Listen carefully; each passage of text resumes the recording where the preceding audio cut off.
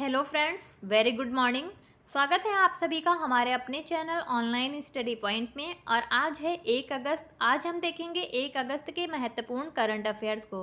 दोस्तों, अगर आपने अभी तक हमारे चैनल को सब्सक्राइब नहीं किया है तो फटाफट सब्सक्राइब कर लीजिए और साथ ही बेल आइकन ज़रूर दबा लीजिए ताकि हमारे वीडियोज़ की नोटिफिकेशन आपको मिलती रहे। आइए देखते हैं 1 अगस्त के महत्वपूर्ण प्रश्नों को। आज का पहला सवाल है, हाल ही में किसने नैक के नए निदेशक के रूप में पदभार संभाला है? दोस्तों, इसका सही जवाब है ऑप्शन सी, जी कन्नाबीरन। दोस्तों, नैक का फुल फॉर्म अगर देखें तो इसका फुल फॉर्म होता है national assessment and accreditation council. ठीक है, यह यूजीसी के द्वारा स्थापित की गई एक संस्था है और जो हायर एजुकेशन के स्टेटस को रिकॉग्नाइज करती है और उसका परीक्षण करती है कि हायर एजुकेशन कैसी चल रही है हमारे देश में। ठीक है, आपने अक्सर सुना होगा कि प्राइवेट कॉलेजेस या विश्वविद्यालयों में नैक का इंस्पेक्शन कराया जाता है। तो वो इसीलिए कराया जाता है ताकि आपके कॉलेजेस में, यूनिवर्सिटीज़ में हायर एजुकेशन का स्टेटस क्या है ये यूजीसी को भी पता चल सके। आइए देख लेते हैं कुछ तथ्यों को। राष्ट्रीय मूल्यांकन और प्राधिकरण ने हाल ही में प्रोफेसर गणेशन कन्नबीरान को नए निदेशक के रूप में नियुक्त कर दिया है। यह नियुक्ति 28 जुलाई को की गई थी और ऐसा नैक के आधिकारिक बयान में जानकारी दी गई। 2018 से 2023 तक प्रोफेसर कन्नबीरन ने भारतीय सूचना प्रौद्योगिकी संस्थान आंध्र प्रदेश के संस्थापक निदेशक के पद पर कार्य किया था। नैक की बात करें तो यह राष्ट्रीय मूल्यांकन और प्राधिकरण परिषद भारत के यूनिवर्सिटी ग्रांट्स कमीशन यानी यूजीसी द्वारा स्थापित एक स्वायत्त संस्था है। यह 1994 में स्थापित की गई थी और इसका उद्देश्य देश में उच्च शिक्षा के संस्थानों का मूल्यांकन और प्राधिकरण की जांच करना है। तो दोस्तों, इसका सही जवाब है गणेशन कन्नबीरन। आइए देख लेते हैं 2023 की कुछ प्रमुख नियुक्तियों को जो आपके एग्जाम के लिए बहुत ही ज़्यादा इम्पॉर्टेंट हैं। 22वें विधि आयोग के अध्यक्ष कौन बने हैं? ऋतुराज अवस्थी। केंद्रीय प्रत्यक्ष कर बोर्ड यानी सीबीडीटी के अध्यक्ष कौन बने हैं? नितिन गुप्ता। पेट्रोलियम व प्राकृतिक गैस नियामक बोर्ड यानी पीएनजीआरबी के अध्यक्ष कौन बने हैं? संजीव नंदन सहाय। तेल एवं प्राकृतिक गैस निगम यानी ओएनजीसी के निदेशक कौन बने हैं? अरुण कुमार सिंह। दोस्तों, तेल एवं प्राकृतिक गैस निगम को oil and natural gas corporation भी बोलते हैं। तो ये बहुत ही इंपॉर्टेंट है आपके एग्जाम के लिए। स्पेशली अगर हम बात करें तो ये विधि आयोग के अध्यक्ष की, सीबीडीटी के अध्यक्ष की और ओएनजीसी के अध्यक्ष की। तो ये तीनों बहुत ही ज़्यादा आपके एग्जाम के लिए इम्पॉर्टेंट है। इनका बार बार रिवीजन करते रहिए। ये दिखने में तो बहुत छोटे होते हैं बट बहुत आसानी से भूल भी जाती हैं, इसलिए बार बार रिवीजन करते रहना बहुत ज़रूरी है। दोस्तों, जनवरी से जुलाई तक के current affairs, updated current affairs यानी अर्धवार्षिक पीडीएफ आप लोगों के लिए आ चुकी है और इसमें टॉपिक वाइज जनवरी से जुलाई तक के करंट अफेयर्स को डिस्कस किया गया है और साथ ही साथ इसमें 700 से ज़्यादा एमसीक्यूज इन्वॉल्व किए गए हैं ताकि आपको एग्ज़ाम के लिए एक प्रैक्टिस सेट भी मिल सके। तो दोस्तों, इस पीडीएफ को प्राप्त करने के लिए आप नीचे डिस्क्रिप्शन में दिए गए लिंक पर क्लिक कर सकते हैं और वहां से पेमेंट करके आप पीडीएफ प्राप्त कर सकते हैं। दोस्तों, इस पीडीएफ की प्राइस हमने बहुत ही नॉमिनल रखी है ताकि हर छात्र छात्रा को इसका लाभ मिल सके। तो इसकी प्राइस है केवल 59 रुपीज़ और आप इसमें टॉपिक वाइज हर करंट अफेयर्स को प्राप्त कर सकते हैं जो आपके एग्जाम्स में अक्सर पूछे जाते हैं। ठीक है दोस्तों, तो इसे आप डिस्क्रिप्शन में लिंक पे जाके क्लिक करके पीडीएफ डाउनलोड कर सकते हैं।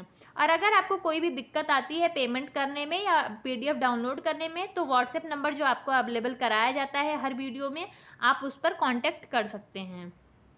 चलिए देख लेते हैं आज का दूसरा सवाल। हाल ही में किसने करियर का छठा एटीपी टूर खिताब अटलांटा ओपन जीत लिया है? दोस्तों, इसका सही जवाब है ऑप्शन सी, टेलर फ्रिट्ज। अच्छा, अटलांटा ओपन रिलेटेड किससे है दोस्तों? तो यह अटलांटा ओपन रिलेटेड होता है टेनिस से। ये हैं फ्रिट्ज, देख रहे हैं आप पिक में। टेलर फ्रिट्ज ने रविवार को अटलांटा ओपन 2023 में ऑस्ट्रेलिया के अलेक्जेंडर वुगिक को 7-5, 6-7, 6-4 से हराकर अपना छठा करियर खिताब जीत लिया है। दोस्तों, टेलर फ्रिट्ज हैं कहाँ के? तो ये अमेरिकी पेशेवर टेनिस खिलाड़ी हैं। इन्होंने फरवरी 2023 में डेलरी बीच खिताब के बाद हार्ड कोर्ट पर यह सीजन की उनकी दूसरी जीत दर्ज की है। एसोसिएशन ऑफ टेनिस प्रोफेशनल्स यानी एटीपी द्वारा उनकी करियर की सर्वोच्च एकल रैंकिंग विश्व नंबर 5 है। तो दोस्तों, इन्हें याद रखिएगा, ये है टेलर फ्रिट्ज जिन्होंने अटलांटा ओपन 2023 जीत लिया है। आइए देख लेते हैं 2023 के कुछ प्रमुख खेल पुरस्कारों को। ऑस्ट्रेलिया ओपन 2023 किसने जीता है? तो यह नोवाक जोकोविच ने जीता है। स्नूकर क्राउन 2023 का खिताब किसने जीता है? यह लक्ष्मण रावत ने जीता है। स्पेनिश फुटबॉल कप 2023 के विजेता कौन है? Barcelona football club. Sir Garfield trophy 2023 किसने जीता है? बाबर आजम ने। आज का अगला सवाल है, हाल ही में किस राज्य ने सीएम कमांड सेंटर लॉन्च किया है? दोस्तों, इसका सही जवाब है option A, Uttar Pradesh. CM command centre किसने स्थापित किया है? उत्तर प्रदेश ने किया है।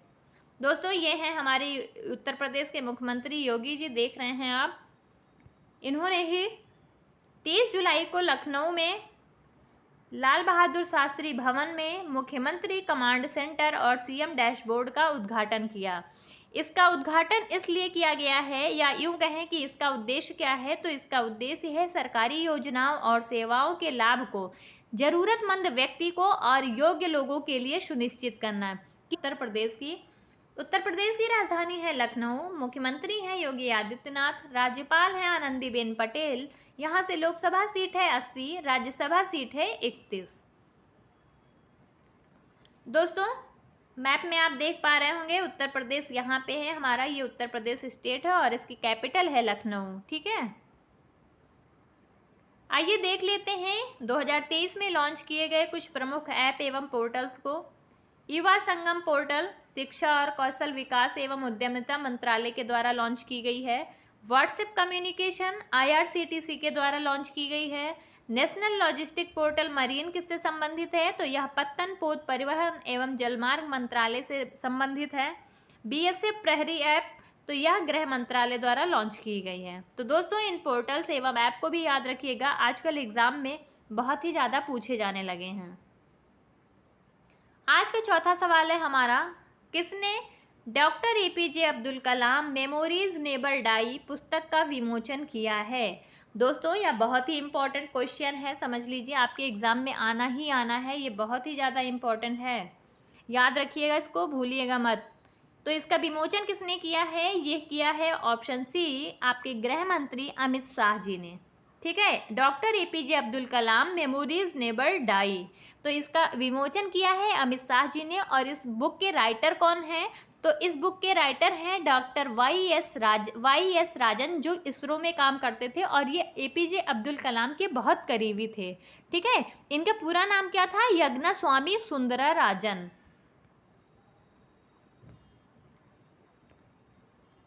आइए देख लेते हैं इसके बारे में। गृह मंत्री और सहकारिता मंत्री श्री अमित शाह ने रामेश्वरम में doctor APJ Abdul Kalam memories never die पुस्तक का विमोचन किया। यह पुस्तक तमिल पुस्तक निनेवुगालुक्कू मराना मिल्लई का अंग्रेजी अनुवाद है। किसका अनुवाद है? तो ये तमिल पुस्तक का अंग्रेजी अनुवाद है, ये आपसे पूछा जा सकता है, याद रखिएगा।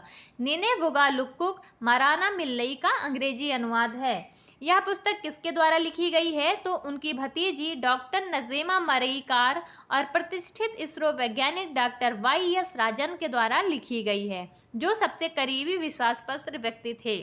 ठीक है दोस्तों, तो ये बुक बहुत ही इंपॉर्टेंट है 2023 की, समझ लीजिए, आगे आने वाले सारे एग्जाम्स में लगभग पूछी ही जानी है इसे। देख लेते हैं 2023 के कुछ प्रमुख पुस्तकों और लेखकों को। वार एंड वुमेन किसने लिखा है? डॉक्टर MA हसन ने। क्रॉस कोड किसने लिखा है? जयदीप मुखर्जिया ने। सचिन @50 सेलिब्रेटिंग इन मेस्ट्रो किसने लिखा है? बोरिया मजूमदार। दोस्तों, ये सचिन के ऊपर किताब लिखी गई है, तो ये भी बहुत इंपॉर्टेंट हो जाती है। Bipin the man behind the uniform Rachna Bisht Rawat ji ने लिखी है। ठीक है दोस्तों, तो इस पुस्तक को याद रखिएगा। अगला सवाल है हमारा, हाल ही में खबरों में नजर आए फांगनोन कोन्याक किस राज्य प्रदेश से संसद सदस्य हैं?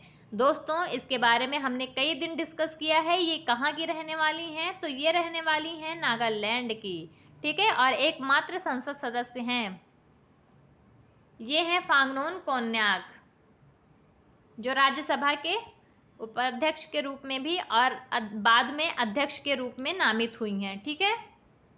फांगनोन कोन्याक ने हाल ही में राज्यसभा सभापति का पद संभालने वाली नागालैंड की पहली महिला प्रतिनिधि बन गई हैं। सदन के अध्यक्ष जगदीप धनखड़ ने उन्हें और 3 अन्य महिलाओं सदस्यों को पहली बार उपाध्यक्ष के पैनल में नामित किया था।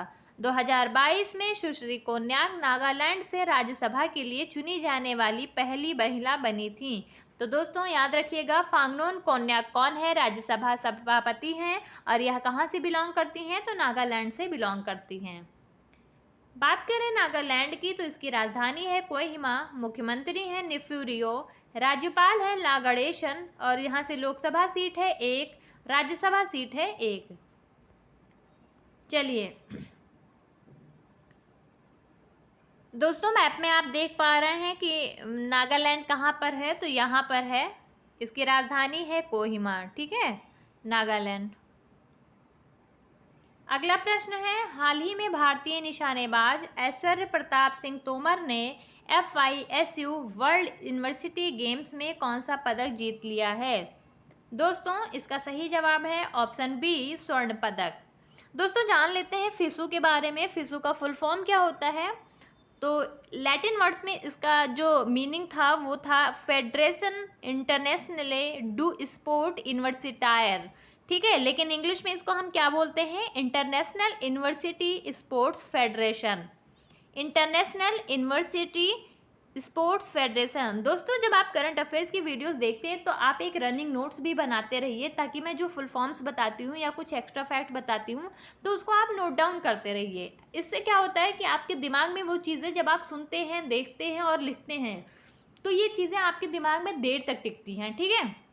अब जैसे मैं फिसू का एक लैटिन फुल फॉर्म बता रही हूँ और एक इंग्लिश फुल फॉर्म बता रही हूँ, तो ये दोनों आपको पता रहेंगे और काफ़ी समय तक याद रहेंगे। इनको आप नोट डाउन करते रहिए, ठीक है। एक रनिंग नोट्स जरूर बनाना चाहिए हर स्टूडेंट को।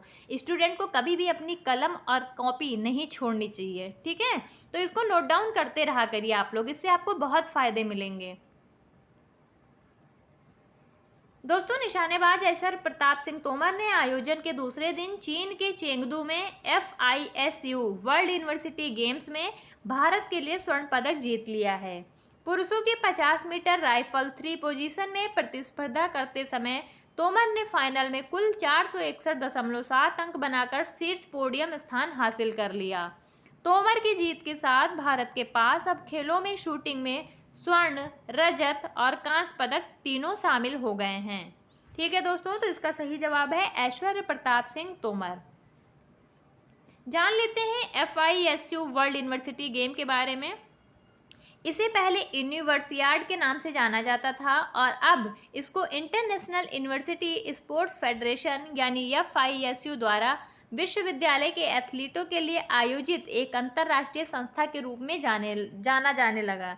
दोस्तों इसका उद्देश्य क्या है इसको स्थापित करने का? तो इसका उद्देश्य यह है कि युवाओं में खेल को आगे प्रोफेशन के रूप में या करियर के रूप में अपनाए जाने के लिए बढ़ावा देना है, ताकि वो ज़्यादा से ज़्यादा स्पोर्ट्स में इन्वॉल्व हो सकें, ठीक है। जुलाई 2020 में फिसू ने एक नई ब्रांडिंग प्रणाली शुरू की और आधिकारिक तौर पर इस आयोजन का नाम बदलकर फिसू यानी FISU वर्ल्ड यूनिवर्सिटी गेम्स कर दिया गया है। तो दोस्तों याद रखिएगा। नेक्स्ट है, हाल ही में विश्व रेंजर दिवस कब मनाया गया? दोस्तों इसका सही जवाब है ऑप्शन सी, 31 जुलाई।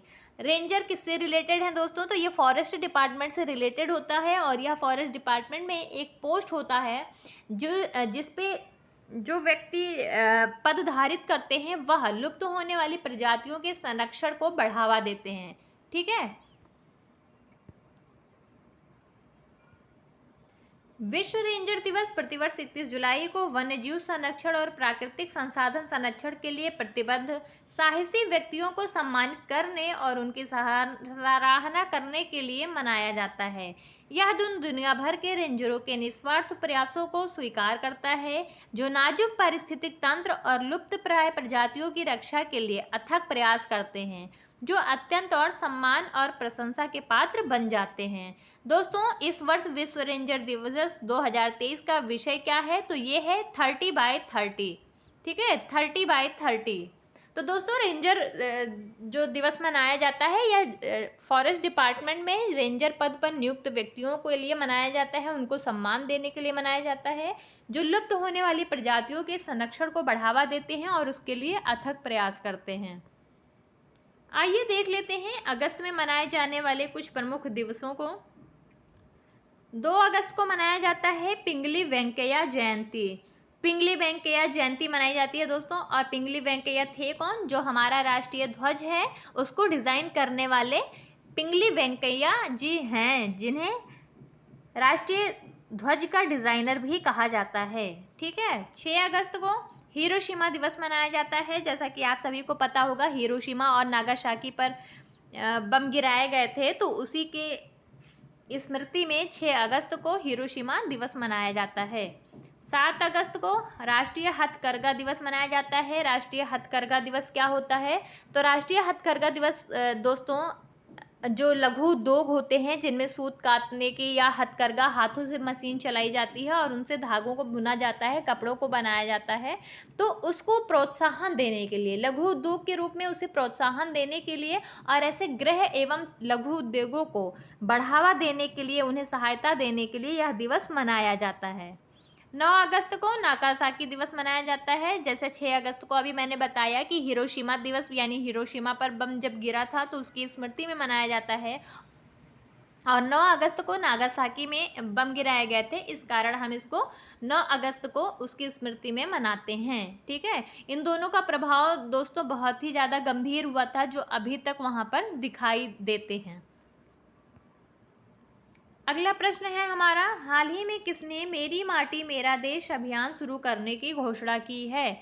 तो इसका सही जवाब है दोस्तों ऑप्शन सी, नरेंद्र मोदी जी ने।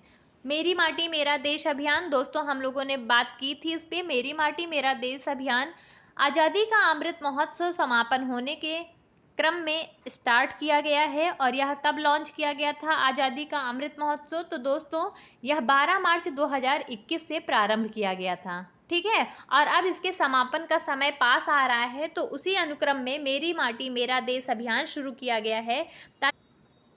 23 जुलाई को प्रधानमंत्री नरेंद्र मोदी ने स्वतंत्रता दिवस से पहले शहीद नायकों को सम्मानित करने के लिए मेरी माटी मेरा देश अभियान शुरू करने की घोषणा की है।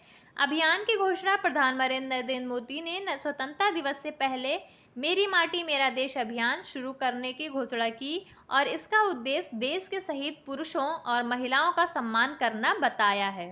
ठीक है दोस्तों, तो मेरा माटी मेरा देश अभियान 15 अगस्त को किया जाएगा और इसमें शहीद पुरुषों एवं महिलाओं को सम्मानित किया जाएगा। अगला प्रश्न है, हाल ही में श्रीलंका एथलेटिक्स नेशनल चैंपियनशिप में भारत ने कुल कितने पदक जीत लिए हैं? दोस्तों इसका सही जवाब है ऑप्शन सी, 14।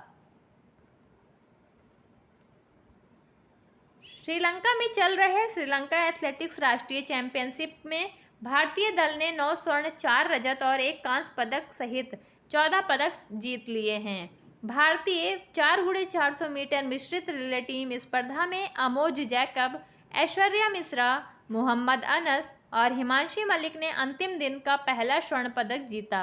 यह आयोजन 101वां श्रीलंकाई एथलेटिक्स नेशनल था। तो दोस्तों सही जवाब है 14 पदक। जान लेते हैं श्रीलंका के बारे में। इसकी राजधानी है श्री जयवर्धनेपुरा कोट्टे और कोलंबो। राष्ट्रपति हैं रानिल विक्रमसिंघे, प्रधानमंत्री हैं दिनेश गुणवर्धने, मुद्रा है श्रीलंकन रुपया।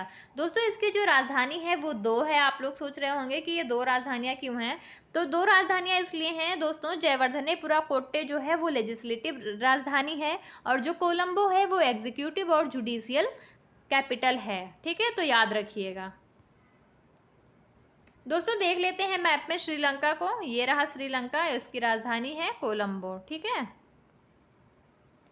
आज का आखिरी सवाल है हमारा, हाल ही में कौन अमेरिकी वित्त एजेंसी की उप मुख्य कार्यकारी अधिकारी बन गई हैं? इसका सही जवाब है दोस्तों ऑप्शन बी, निशा विस्वाल। ये है निशा विस्वाल जी, आप पिक्चर में देख पा रहे होंगे।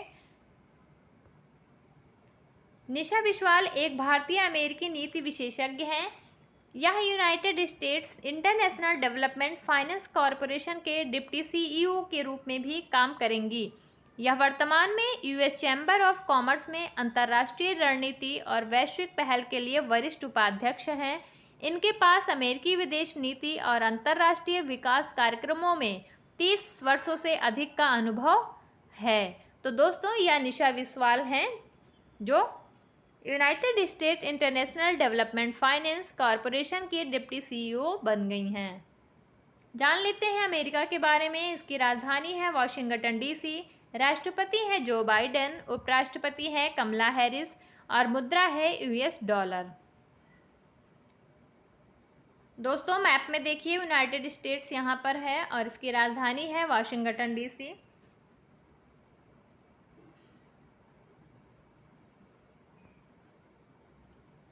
चलिए देख लेते हैं 31 जुलाई के ऑलराउंडर रिवीजन को फटाफट। हाल ही में कौन आईपीसीसी के नए अध्यक्ष चुने गए हैं? जेम्स स्केया। हाल ही में कौन सा राज्य भारत का पहला ऑनलाइन गेमिंग एकेडमी लॉन्च करेगा? मध्य प्रदेश। हाल ही में अस्मिता डे ने जूनियर एशियाई जूडो चैंपियनशिप 2023 में कौन सा पदक जीत लिया है? स्वर्ण पदक। हाल ही में कौन सा राज्य भारत का पहला मत्स्य पालन अटल इंक्यूबेशन सेंटर स्थापित करेगा? केरला। हाल ही में व्यक्तियों की तस्करी के खिलाफ विश्व दिवस कब मनाया गया? 30 जुलाई। हाल ही में किसने टैम्पियर ओपन 2023 का खिताब जीत लिया है? सुमित नागल।